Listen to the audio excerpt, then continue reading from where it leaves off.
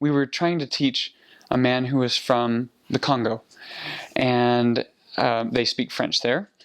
He did not speak English, but he seemed interested, and he continued to show up to our visits with other African refugees.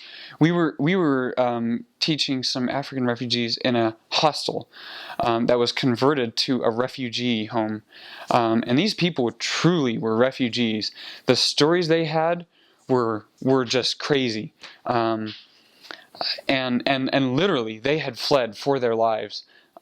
Scary stories. Anyway, so we had taught a couple men who were living at this place, and actually 2 of them had gotten baptized, and they were just powerhouses in the ward. And Claude, this man, had continued to just show up when we were there, and so we didn't, we wanted to give him a shot at this, and so we thankfully had Stephanie Ashi, who is originally from the Ivory Coast, a French-speaking African nation, and then had lived much of her life in Paris. And then she came to Ireland, and she was bilingual. She spoke both English and English and French, sorry. And at that time, she was called to be the Relief Society president, and she was dynamite. And so once she moved to Galway, we asked Stephanie if she could help us with Claude, and she did. And at the time, Claude, he was coming, but he really wasn't keeping commitments, and he said he'd come to church, but he didn't, and he said he would read the Book of Mormon, but then he didn't, and we started to realize, you know what, we're going to have to drop Claude. We're going to have to stop coming over and visiting Claude. And there were several times that he had missed appointments, and Stephanie had sacrificed a great deal to get there, only to find him not there. And so we asked Stephanie, hey, can you come with us one more time? And here's what we're going to do. We're just going to kind of explain to him that we can't meet with him anymore because of the following reasons. And so we decide we're going to drop Claude, and Stephanie says, okay, I'll make it clear. And she just, when Claude sits down, she goes into him. And then they share some exchange, and then Claude starts to speak. And Stephanie, we notice, starts to tear up.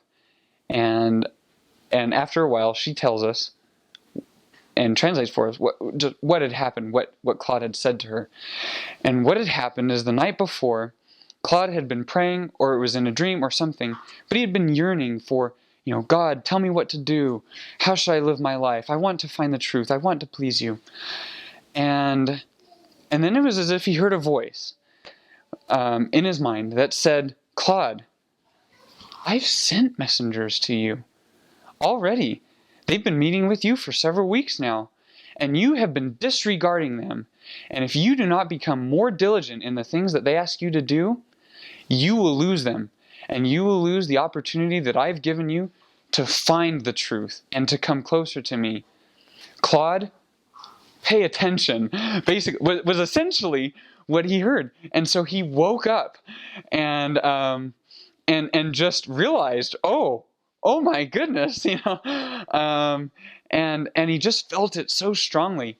And so this is what he shared with Stephanie, and so we started to cry too, and just truly, we could feel the Spirit so strongly coming from him, and then we started to teach him again, and it was soon thereafter he was baptized, and I remember seeing the branch president about a year later, and I had asked about members, new members who I had taught or had baptized, and I asked about Claude, and he said, yeah, Claude is here every Sunday.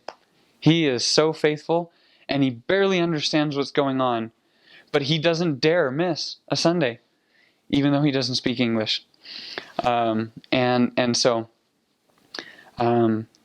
So the translating, we made do. We found members who could speak and had great experiences with these people.